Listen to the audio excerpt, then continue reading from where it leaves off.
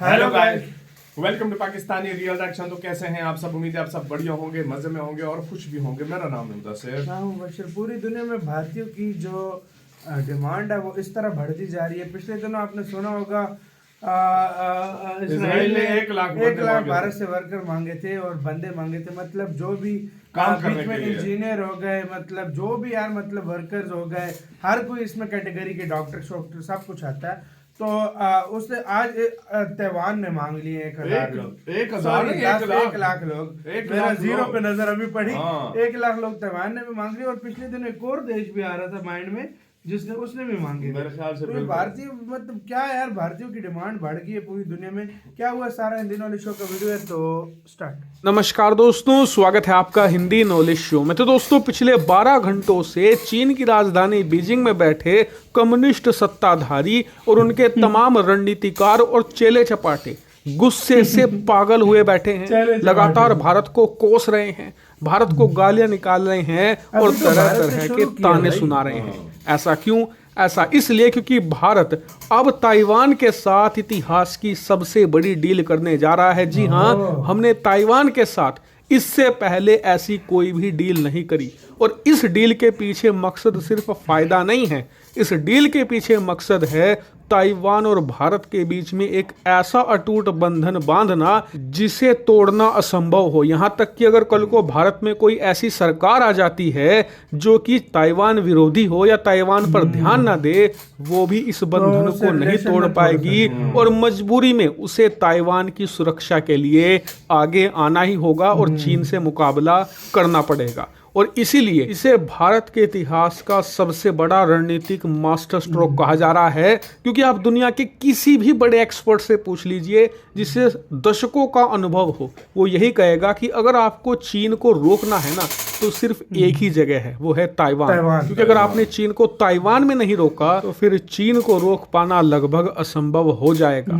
इसीलिए ये सिर्फ रणनीति नहीं, एक भविष्य का इंश्योरेंस भी है। लेकिन रणनीति क्या है, चलिए मैं आपको दिखाता हूं। सबसे पहले स्क्रीन पर आप देखिए, रिपोर्ट निकलकर सामने आई है कि भारत और ताइवान एक बड़ा जॉब एग्रीमेंट साइन करने जा रहे हैं। इस एग्रीमेंट के तहत भारतीय वर्कर बड़ी आसानी से ताइवान में जाकर काम करना शुरू कर सकेंगे। अब आप कहोगे कि इसमें अमेजिंग बात क्या है, तो अमेजिंग बात यह है कि ताइवान इस एग्रीमेंट की बुनियाद पर करीबन भारत से 1 लाख से ज्यादा वर्कर इंपोर्ट करना चाहता है। यानी कि 1 लाख भारतीयों को इनवाइट कर रहा है कि आप हमारे देश में आइए, यहाँ पर अलग अलग कंपनियों में, फैक्ट्रियों में काम कीजिए, अपनी योग्यता अनुसार मोटा पैसा कमाइए, यहीं रहिए और अच्छी जिंदगी जिए। ये पूरी तरीके से ऑफर दिया जा रहा है और बताया जा रहा है कि इस एग्रीमेंट के बाद लाखों की संख्या में भारतीय नागरिक जाएंगे ताइवान और वहां पर अपनी योग्यता के अनुसार काम करेंगे और पैसा कमाएंगे। तो इस फैसले की रणनीति समझने से पहले ये जान लीजिए कि ताइवान और भारत को इससे फायदा क्या होगा। सबसे पहले ताइवान, तो देखिए ताइवान की आज की तारीख में पॉपुलेशन है करीबन 2 करोड़ 30 लाख, लेकिन ये पिछले 5 सालों से लगातार घट रही है और आने वाले समय में इसके घटने की रफ्तार बहुत तेज होगी। ऐसे में ताइवान के अंदर वर्कर की शॉर्टेज होगी और साथ ही जो प्रोफेशनल वर्कर होंगे उनकी भी लगातार कमी आएगी, जिससे कि ताइवान की अर्थव्यवस्था कोलैप्स करने की पूरी संभावनाएं हैं। क्योंकि अगर आपके देश में वर्कर नहीं है, प्रोफेशनल लोग नहीं हैं, तो फिर आपके देश में फैक्ट्रियां लगेगी क्यों? यहां तक कि जो ताइवान की कंपनियां हैं वो भी कह चुकी हैं कि अगर ताइवान की सरकार जल्द से जल्द हमें प्रोफेशनल और बहुत ही टैलेंटेड वर्कर प्रोवाइड नहीं करा पाती तो मजबूरी में हमें अपनी ही फैक्ट्री अपने देश से अमेरिका या यूरोप में शिफ्ट करनी पड़ेगी। यही एक सॉल्यूशन है और इससे ताइवान के एग्जिस्टेंस पर बहुत बड़ा खतरा है। क्योंकि अगर ताइवान आज की तारीख में दुनिया के सामने रेलेवेंट है और चीन के कब्जे से बचा हुआ है, इसका सबसे बड़ा कारण है इनकी इंडस्ट्री। क्योंकि इनकी अर्थव्यवस्था इतनी बड़ी है कि दुनिया के बहुत सारे देशों के लिए ये अति महत्वपूर्ण है। इसलिए अमेरिका, यूरोप इन्हें बचाने के लिए इतने प्रयास करते हैं। अमेरिका इन्हें लगातार हथियार इसलिए दे रहा है क्योंकि दुनिया का करीबन 60% जो सेमीकंडक्टर है, जिससे कि तमाम इलेक्ट्रॉनिक चीजें बनती हैं, वो ताइवान की कंपनियां ही बनाती है। इसीलिए अपनी इस इंपॉर्टेंस को बनाए रखना ताइवान के लिए जरूरी है, और वो तभी होगा जब इनके पास वर्कर होंगे।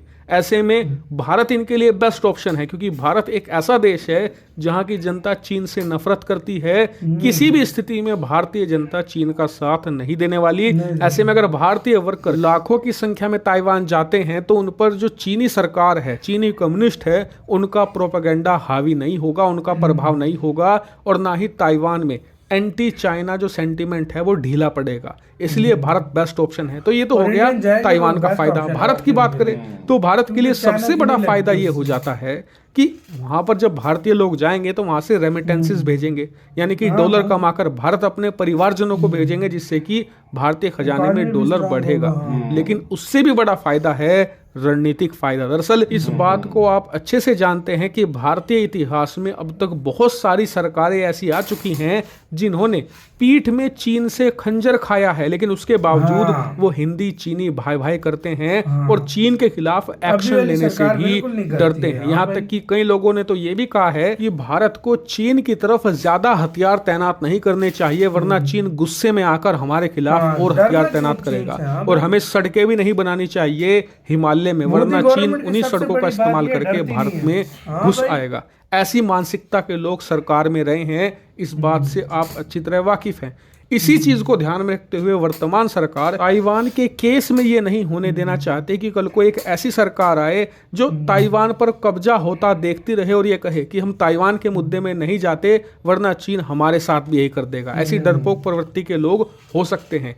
इसी चीज को देखते हुए इस एग्रीमेंट के तहत भारत ताइवान के साथ एक अटूट डोर बांध रहा है, जिसमें लाखों लोग ताइवान में रहेंगे और भारत को ऑटोमेटिक, चाहे कोई भी सरकार हो, कोई भी प्राइम मिनिस्टर हो, कम से कम जो भारतीय लोग ताइवान में रह रहे हैं उनकी सुरक्षा के लिए तो कम से कम प्रो ताइवान एक्शन लेने होंगे, यानी कि ताइवान का साथ देना ही पड़ेगा। यानी कि भारत आने वाले समय के लिए आने वाली सरकारों को मजबूर कर रहा है कि आप ताइवान और एंटी चाइना रहो। हालांकि इस पूरे मुद्दे पर आपका क्या मानना है, कमेंट करके। इसमें कोई शक नहीं, पहले मतलब चाइना के साथ वो पॉलिसी नहीं होती थी, भारत दब जाता था चाइना के आगे। लेकिन अब भारत ऐसा देश शक्तिशाली हो गया, वो चाइना को दबाता है। असल में कहीं भी मैंने कितने बड़े बड़े मंचों पे देखा जहाँ पर भारत ने चाइना को दबा के रख दिया। देखो ये इंडिया की गवर्नमेंट आई है, देखो जो सच है वो सच को स्वीकार करना चाहिए। सबको दिखता है। आप अगर फैक्ट पे निकालो, जिस मर्जी चीज पे निकालो, आपको पता चलेगा।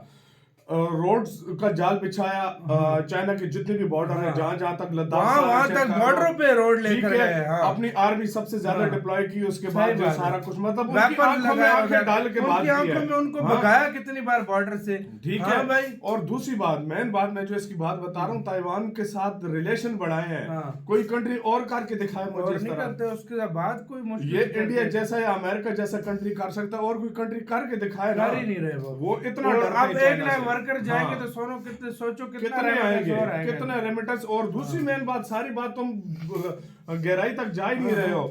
इंडियन वर्कर जाएंगे, इंडियन वर्कर तो जो कमाएंगे वो सारा कुछ छोड़ ही दो। जो ताइवान के साथ रिलेशन होंगे वो आकर इन्वेस्टमेंट इंडिया में करेगा भाई, और इन्वेस्टमेंट करेगा वो तो। ये तो जो इंडिया में इन्वेस्टमेंट ताइवान ने की, ये तो समझो आटे में नमक के बराबर है। और जो इन्वेस्टमेंट करेगा उसके बाद सोचो किस लेवल पे जाएगा। सही बात है। आपके क्या कहना है, अपनी राय कमेंट सेक्शन में। भारत का मूव कैसा लगा, अपनी राय दीजिएगा। अपना बहुत ज्यादा ख्याल रखिएगा। जो है